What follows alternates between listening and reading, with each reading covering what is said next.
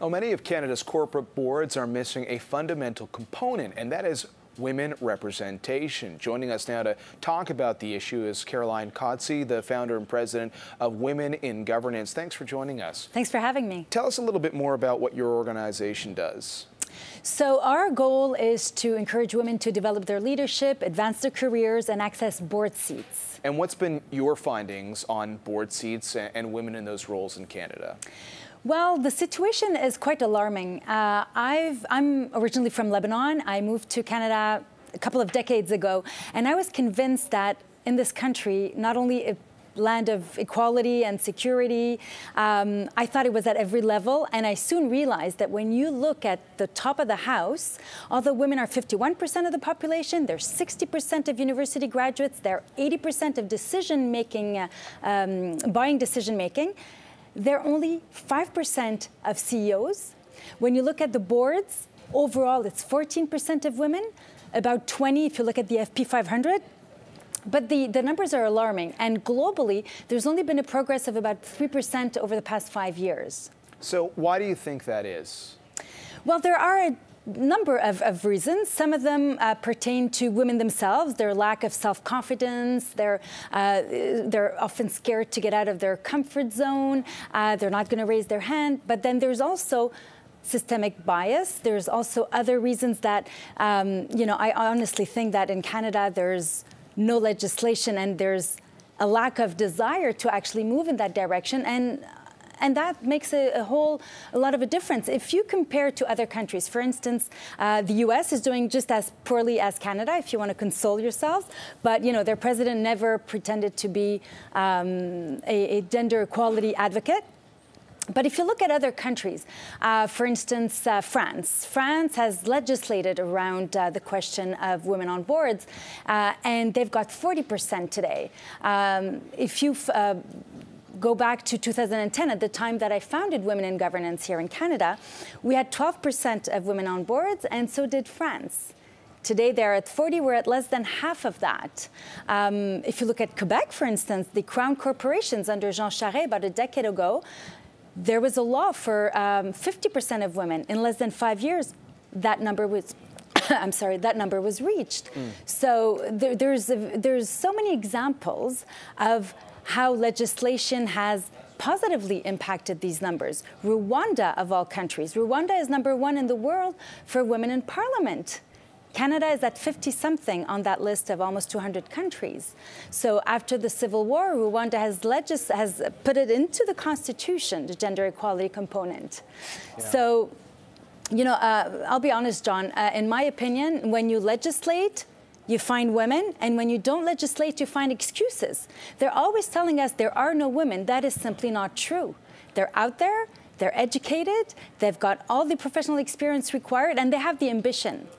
We've done some extensive reporting on this subject, and when we asked companies about what's going on, a lot of them told us we do have these initiatives in-house, regardless of what's happening at a federal level, government level, etc., that we have our internal goals, and on that metric, we're making some strong inroads.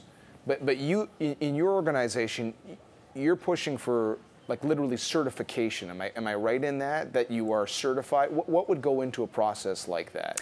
So absolutely, John. We've launched this about 3 years ago now, a parity certification where we measure organizations on 80 different points, from entry level all the way to the board, because it's really important to build a pipeline, a strong pipeline of female talent. And we evaluate these organizations and rank them from bronze to platinum.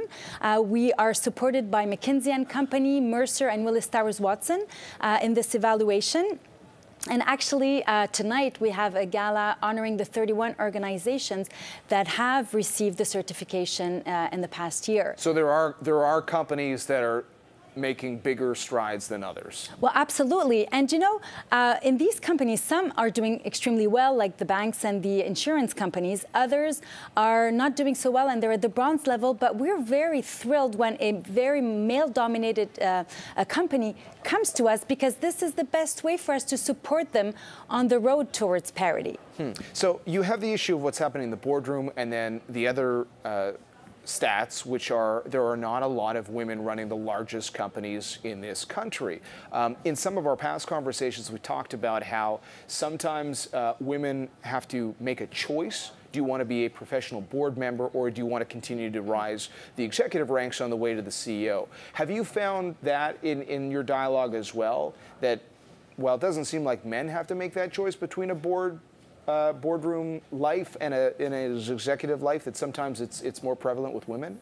Well, you know what's really shocking in terms of the board recruiting is that the minute that they're recruiting a woman, they are adding so many criteria to what they're looking for. They're basically looking for an individual that doesn't even exist, because around the table, the men that are there often don't have all those criteria that they're looking for, and they will tell us that they want to be sure that the woman is qualified. So I'm not sure why we bring up the competence issue the minute we're talking about women. It's not as if all the men around the table in a boardroom are specifically competent.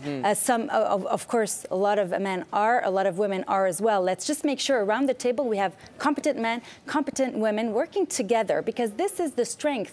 We are not saying you need to put more women because it's the ethical thing to do. We are saying that it's going to reinforce the decisions, it's going to increase innovation, it's going to increase employee engagement. There are so many metrics, there are so many studies that demonstrate the positive impact on financial performance of diversity around the boardroom table. I'm not understanding why not more companies are making an effort. John, there are 211 companies that are publicly traded in Canada that do not have one woman around the table. We've actually asked the Prime Minister, Justin Trudeau, to write letters to all these chairmen because it's 2019.